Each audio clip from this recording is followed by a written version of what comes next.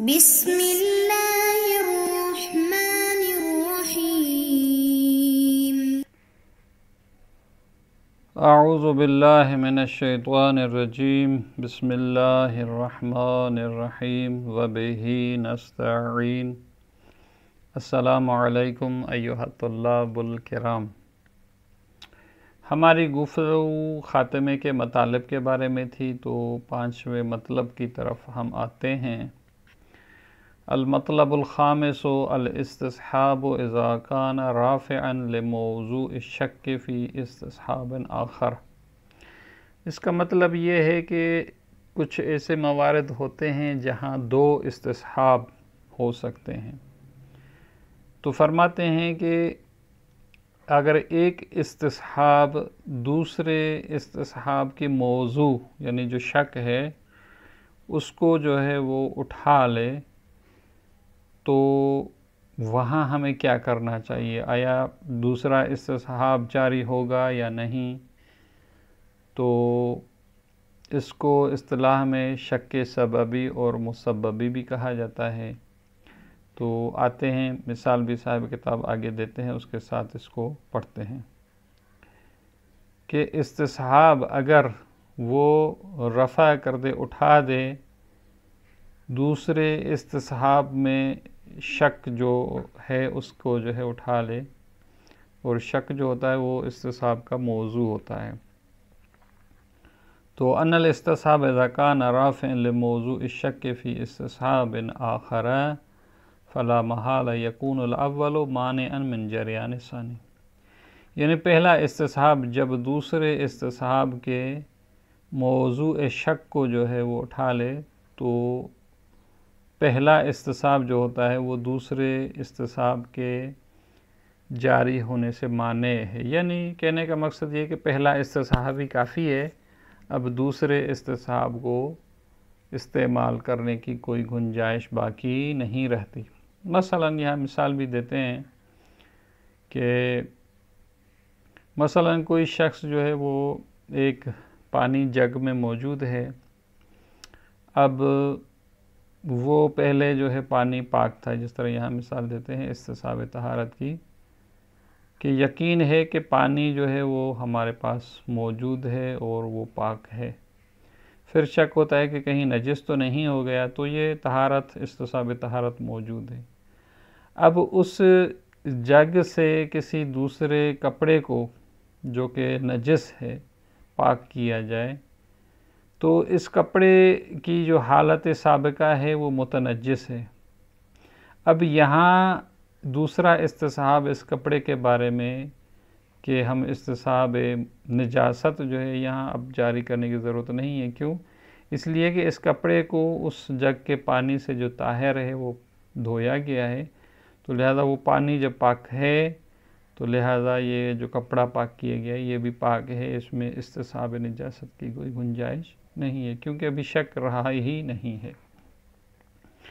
تو اس کی توضیح اس طرح سے فرماتے ہیں لأن شرط الاستصحاب تحقق رکنیہ۔ اب سوال پیدا ہوتا ہے کہ یہ دوسرا استصحاب کیوں جاری نہیں ہوگا؟ کہتے ہیں اس لیے کہ استصحاب کی شرط یہ کہ اس کے دو رکن ہوں، یعنی ایک وہما الیقین السابق والشک اللاحق۔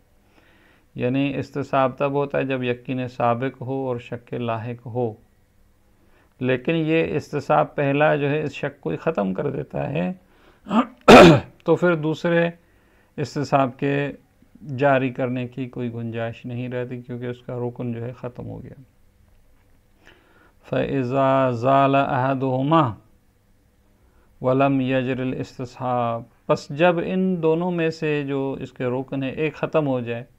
ختم کس طرح سے ہوگا؟ جو پہلا استصحاب ہے اس نے دوسرے استصحاب میں جو شک ہے اس کو اٹھا دیا، تو استصحاب جو ہے دوسرا جاری نہیں ہوگا۔ اس کو اصطلاح میں کہتے ہیں وَهَذَا هُوَ الْمُسَمَّى مِنْ عِنْدَ الْمُتَأَخِّرِينَ۔ علماء متأخرین اس کو جو ہے وہ کہتے ہیں بالشک السببی والمسببی،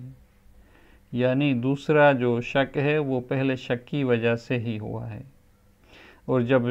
پہلا جو استصحاب سببی ہے وہ جاری ہوگا تو پھر دوسرا جو شک ہے مسببی اس کو جو ہے جاری کرنے کی ضرورت نہیں ہے، اس پہ نوبت ہی نہیں آتی۔ مثال دیتے ہیں کما لو تو یقین بطہارت ماء، مثلا جو ہے وہ یقین ہے کہ یہ پانی پاک ہے، مثلا ایک جگ میں یا ایک کسی ظرف میں پانی پڑا ہوا ہے، طاہر تھا، ثم شک فی عروض نجاست لہ، پھر شک ہوتا ہے کہ کہیں اس میں کوئی خون کا قطرہ یا کوئی نجاست تو نہیں گری، اب ہمیں علم تو ہے نہیں، شک ہے، تو یہاں یقین ہے، یہ یقین سابق ہے وہ طہارت کا ہے، تو کہتے ہیں استصحب طہارتہ، تو یہ استصحاب طہارت یہاں جاری ہوگا کہ بھئی یہ جو جگ میں پانی ہے یہ جو ہے وہ پاک ہے، اور اسی کے ساتھ جو ہے وہ ترتب کل اثر شرعی علیہ، اور جو اثر شرعی ہے اس پر ترتیب دیا جائے گا، مثلا یہ جب پانی پاک ہے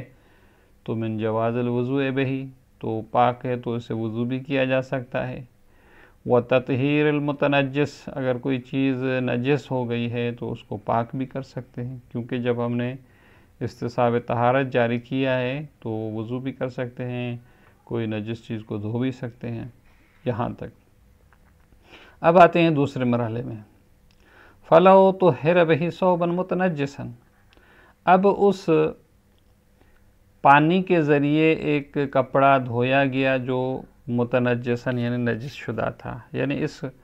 کپڑے کی جو حالت ہے وہ یہ ہے کہ وہ پہلے سے نجس ہے، مثلا خون اس پہ گرا ہوا تھا، اب ہم اس کو پاک کر رہے ہیں، تو اگر کوئی یہ کہے کہ بھئی یہ کپڑا جو ہے نجس ہے اور پانی سے ہم نے پاک کیا ہے، تو یہاں اس کی اگر ہمیں شک ہو کہ یہ پاک ہوا یا نہیں تو ہم استصحاب نجاست یہاں جاری کریں گے یا نہیں، کہتے نہیں، فلا یجری فی ذالک الثوب، یعنی اس کپڑے میں جو ہے اب استصحاب النجاست جو ہے جاری نہیں ہوگا، کیوں؟ اس لیے کہ یہ کپڑا اگر ہمیں شک ہوتا کہ واقعاً اب بھی نجس ہے پھر تو ہم استصحاب جاری کر سکتے تھے، لیکن لزوال شک بنجاست ہی نہیں، لیکن جب ہم نے اس کو پانی سے دھویا ہے تو اب اس کا شک جو ہے وہ کیا ہے، برطرف ہو گیا ہے،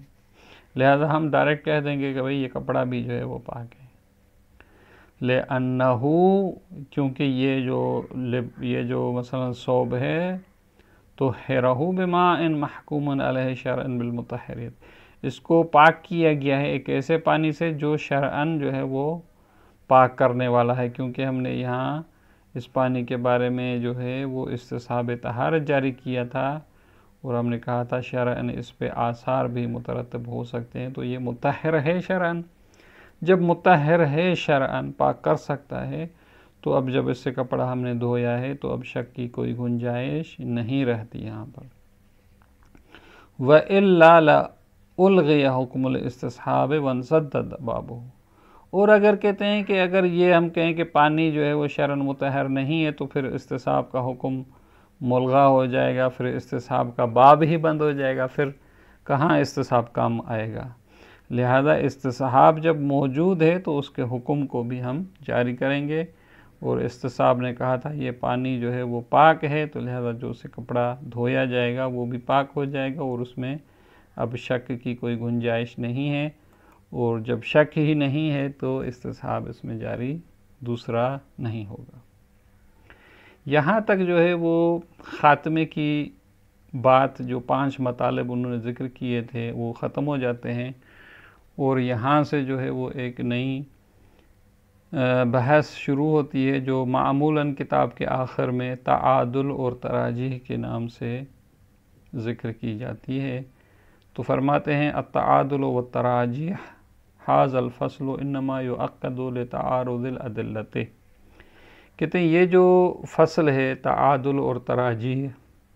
یہ باندھی جاتی ہے ادلہ کے تعارض کے لیے، یعنی جب دو ادلہ دو ہوں، تینوں آپس میں ٹکراتی ہوں حکم کے اعتبار سے،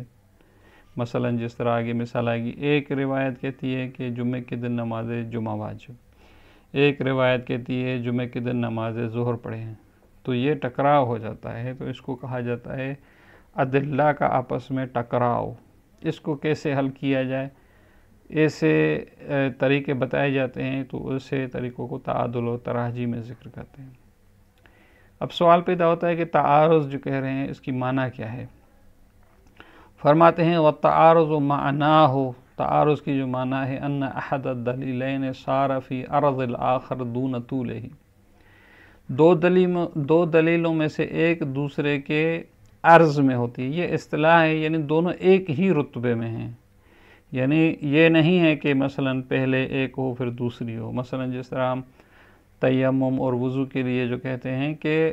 پہلے وضو ہے، پھر جب وضو نہ کر سکیں تو پھر اس کے طول میں تیمم ہے، یعنی بعد میں تیمم، اس کو کہا جاتا ہے طول. یعنی جب پہلی نوبت نہ آئے تو پھر دوسری نوبت.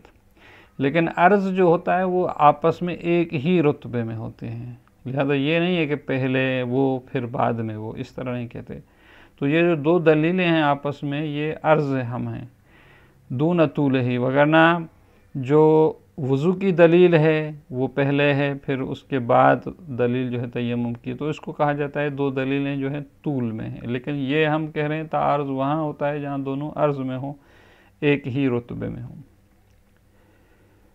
اب جب دونوں ایک رتبے میں ہیں فَصَارَ بَيْنَهُمَا تَمَانُعٌ بَيْنَ مَدْلُولِ الدَّلِيلَيْنِ، تو ان دونوں دلیلوں کا جو مدلول جو معنی ہے ان میں آپس میں ٹکراؤ ہوتا ہے. تمانع یعنی دونوں، ایک کہتی ہے میں سچ کہہ رہی ہوں، دوسری دلیل کہتی ہے نہیں میں سچ کہہ رہی ہوں، وہ جو ہے غلط ہے.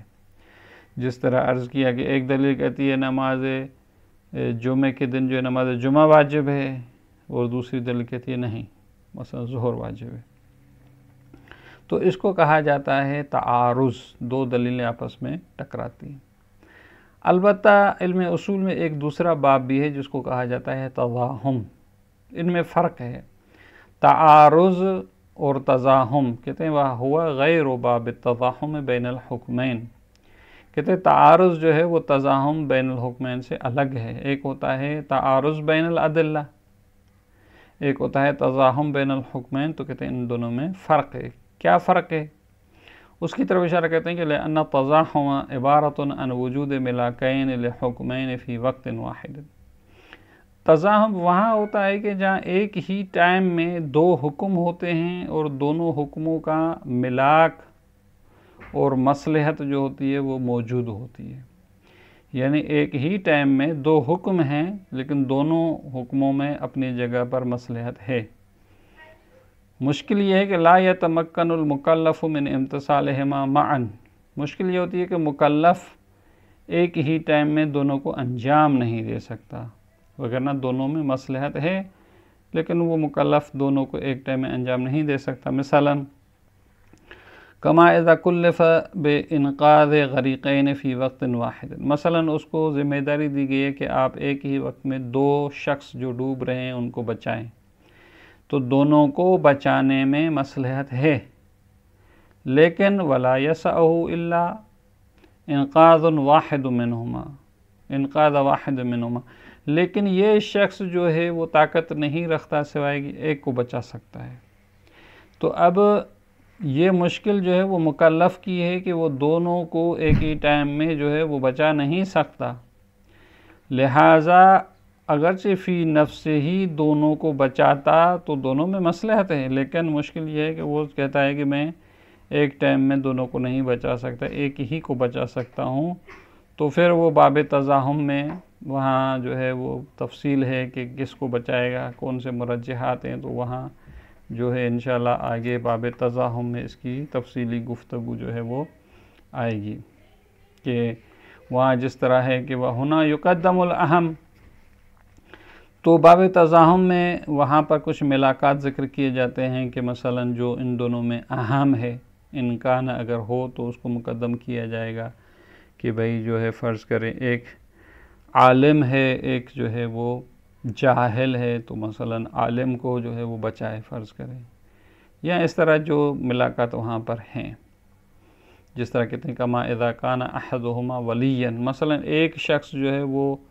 ولی ہے اور ایک شخص عام آدمی ہے، ایک شخص عالم دین ہے، ایک شخص عام ہے. دونوں میں سے کہتا ہے ایک کو بچا سکتا ہوں، تو ظاہر ہے کہیں گے کہ بھئی عالم دین کو بچائیں. تو اس طرح جو ہے وہ وہاں پہ کچھ